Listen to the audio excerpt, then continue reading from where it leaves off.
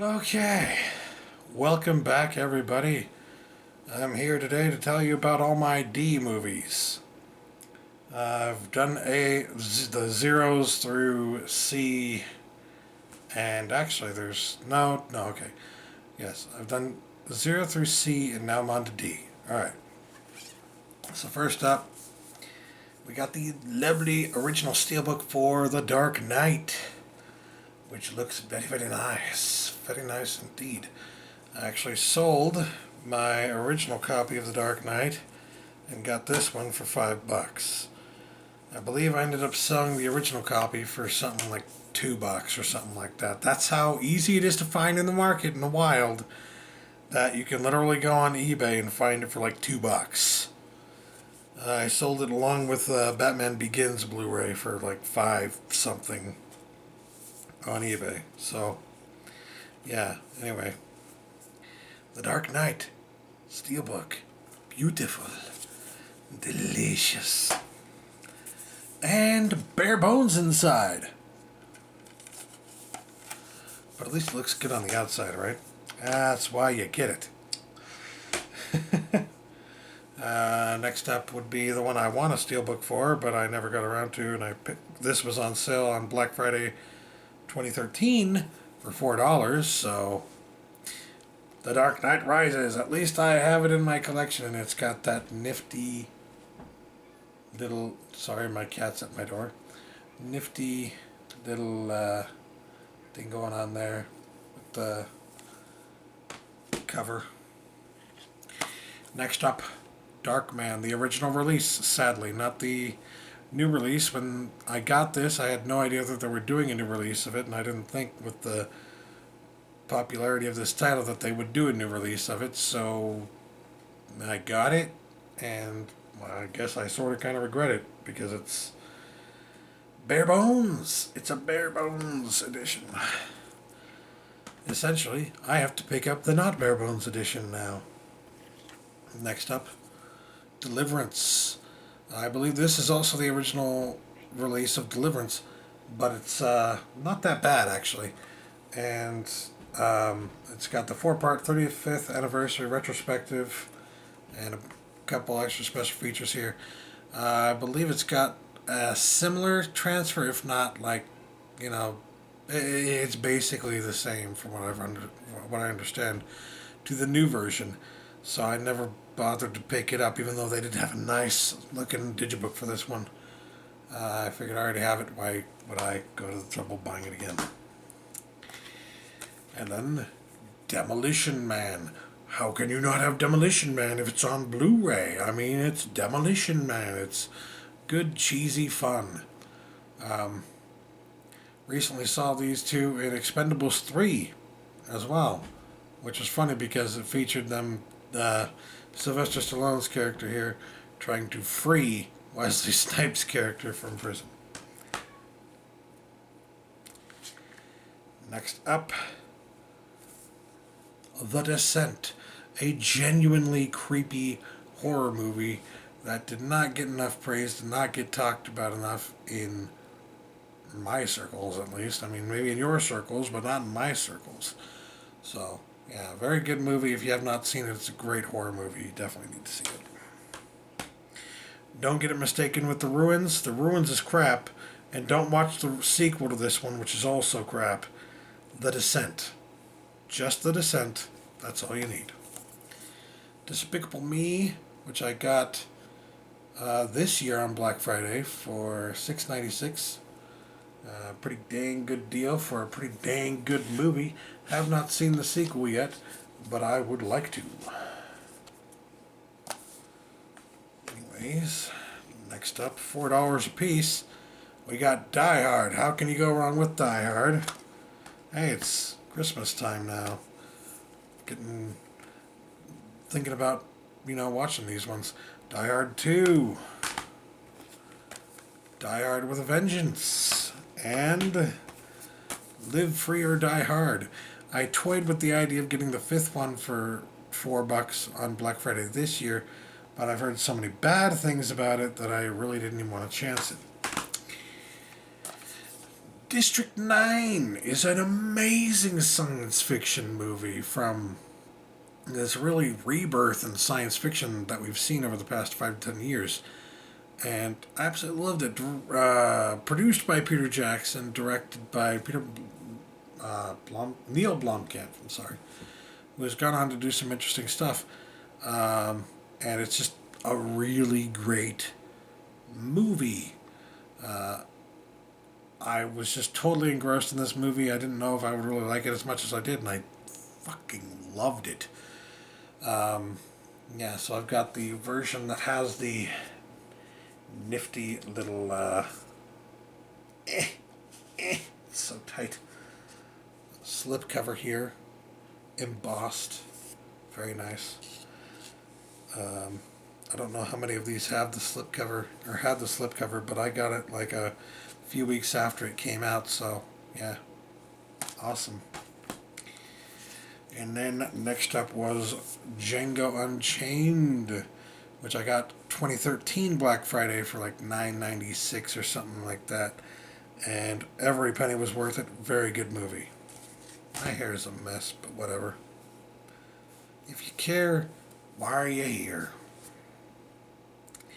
Dread. I picked this up for like $7 or $8 a while ago, and it was on sale for this Black Friday, this past Black Friday, for like $4. There's no excuse now to not own this. Freaking fantastic movie. Oh, and by the way, if you didn't know, this is the 3D edition of Dread. So, yeah. I mean, the 3D edition is the regular Blu-ray edition, meaning that they had a 3D Blu-ray on sale on Black Friday this year for $4. I can't afford 3D Blu-ray. Blu-ray is too expensive. $4.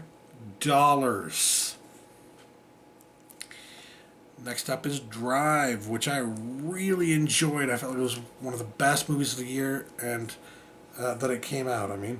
And I was disappointed that it didn't get many or much attention in the Oscars or anything, because it really was worthy of some respect and attention.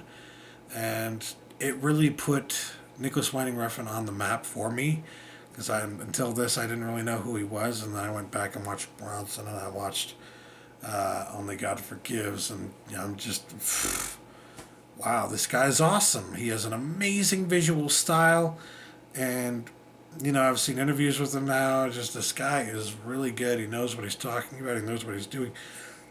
Love him, and I love this movie. Very amazing. I don't even know how I would put it. Just vision for the movie, and quite intense. What I love about this movie is that the action scenes, just the violent action scenes, they are like, this is painted as an action movie, right? But the action scenes don't come quick and dirty the way that people are used to. They come very sparsely and unexpectedly. So you might have a little bit of time to gather a little bit of a hint that something's going to happen. But because it happens so infrequently, and because these violent action scenes are so visceral and so real, and so well done, you believe that it's actually happening, and they're that much more hard-hitting. Proof that you can do an action movie and have those action scenes just stand out as like, whoa, what the freaking hell am I seeing? And you don't have to have action every other freaking second. But a lot of people didn't like that about this movie, and to them I have to question, do you know anything about movies? No offense, but I mean, I know I'm a bit of a film snob, but I mean, come on. Do you understand what makes that so awesome about this movie? And if you don't, then, well, I just gotta question your judgment, man. I mean, shit. Next up, this one I got for like $5 at a pawn shop. Dog Day Afternoon. In fact, I might have actually paid $4 for this. I love this movie. I saw it a few years ago, and I didn't know what to expect from it, but I knew that it was like a popular, if not a cult classic, then it was definitely like a popular movie of the era, and that a lot of people loved this movie. So I was like, well, I'm gonna have to see it eventually, but I just never got around to it. And then when I watched it, I believe I watched it for a film class, but I might be misremembering. Regardless, when I watched it, I was just blown away because it was just like a perfect heist movie. It's just brilliant. I love it, and it really shows that Al Pacino actually can act when given a good role, and he can actually do a really good job. But it's not just the role, I guess, but still, like this is probably my favorite, one of my favorite movies, at least with Al Pacino. Next up is a movie that really shocked and surprised me, and I really loved. I watched it this year with my friend Brandon. We did a thing called Project Flicks, where we watched 365 movies in a year, and this was one of them. It was Don John, a movie I believe directed by Joseph Gordon-Levitt, and of course starring Joseph Gordon-Levitt.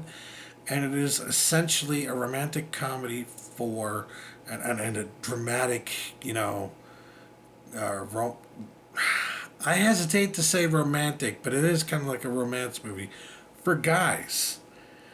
And it's totally told from a point of view of like this, you know, tough guy persona, like this buff guy who always goes out to the freaking bars and dives and like tries to hit up women and just he ends up finding all of these really freaking trashy women and discovers that like, oh, maybe that's not the kind of person that I actually want to be with. And that's what I love about this movie, is that they tear apart in this movie this concept of what a guy has to be in our culture. And they take a guy who is supposed to be that kind of guy, and they turn him into a normal human being over the course of the movie. It's just fucking brilliant, because you see that kind of trope all the time in romantic comedies aimed entirely at women, but you do not see it very frequently aimed at men. So this is one that aims it at men. If you haven't given it a chance, and you're a guy, I highly suggest that you do.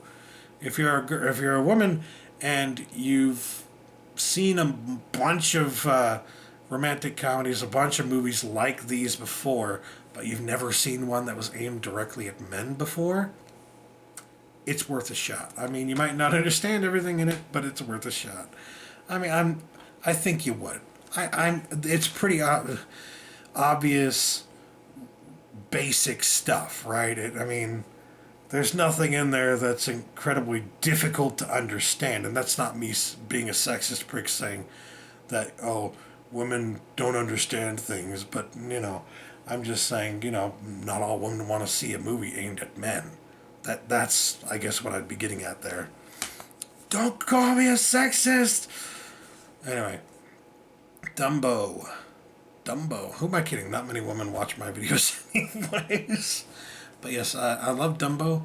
When I was a kid, I didn't really like it that much, but as I grew older, I kind of grew fond of some of the scenes and the movie itself, and the story in the movie, and the music in the movie, and some of the scenes. And I already mentioned the scenes. But yeah, like Pink Elephants on Parade, and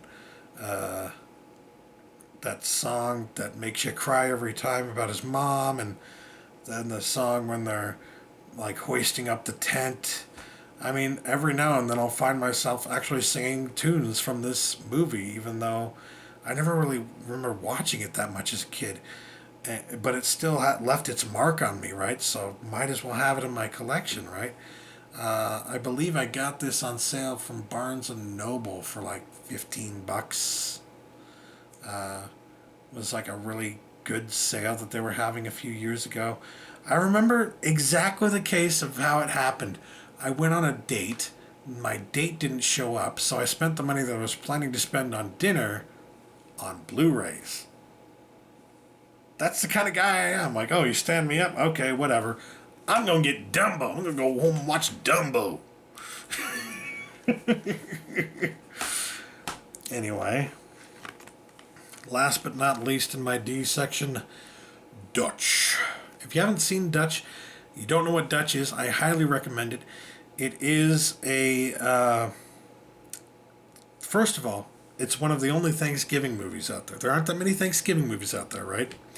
This one is set during Thanksgiving, around Thanksgiving, and it's got basically the same premise. Pretty much, not entirely, but it's got a very similar premise to Planes, Trains, and Automobiles. So, and did I mention it's a John Hughes movie? John Hughes literally took the same concept and did it twice not in a row, but he did it twice fairly close to each other. So he did Planes, Trains, and Automobiles, and then he did Dutch. And Dutch is a story where Ed O'Neill, the main character, goes to pick up his new girlfriend's son at, what do they call those schools? You know, the schools you send their kids off to. It's late, I don't remember anything. But yeah, he goes to pick him up for the holidays, for Thanksgiving, because the kid doesn't want to come, doesn't like his mom. He's a miserable little brat and fucking hates everybody. He's one of those rich, spoiled kids and doesn't understand a thing. And so Ed O'Neill's character goes and picks him up and drives him home, and they go through all these ridiculous ordeals just to get home. Very similar to the ridiculous ordeals that they go through to get home in Planes, Trains, and Automobiles. It's the same premise in that it's a journey film, and it's set during Thanksgiving, and it's got two main male characters who are at each other's throats all the freaking time. It's very, very similar. The similarities will not be lost on you if you're a fan of Planes, Trains, and Automobiles. And I actually really like this one. I watched it this year for Thanksgiving with Brandon alongside Planes, Trains, and Automobiles. And obviously there are those similarities to be made. But it's also its own movie. And it has its own message. And for that reason I like it as its own standalone Thanksgiving movie to go along with Planes, Trains, and Automobiles. It's like the John Hughes Thanksgiving duology. So anyways, that's my D section, which I guess means it's time to move on to my E section, which, believe it or not, is actually not as big as you might think. I was actually surprised too. I was going through all my Blu-rays and I realized, hey, this isn't that big. In fact, let me count. 1, 2, 3, 4, 5, 6, 7, 8. 8. That's not going to take too long, is it? Well, I got to get through these anyways. So let's do it. Alright, thanks for watching. Catch you later. Peace.